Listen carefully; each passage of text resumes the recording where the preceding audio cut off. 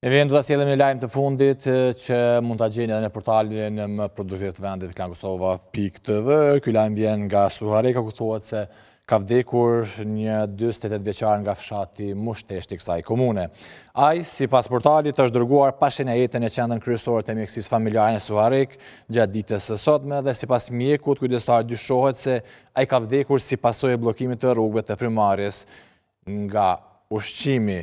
Rastin e ka konfirmuar edhe policia e Kosovës, ku thot se viktima ishte duke ngrënë bukë në shtëpinë e tij kur i është përkeqësuar gjendja dhe kishte humbur vedijen. Familjarët thuhet se kishin tentuar të japin ndihmën e parë dhe më pas e kanë dërguar në QKMF dhe se me urdhër të prokurorit trupi i pajet është dërguar në Institutin e Mjekësisë Ligjore për obduksion, teksa rasti është nën hetime. Themi informacione pra të përgatitra më parë, viti 2000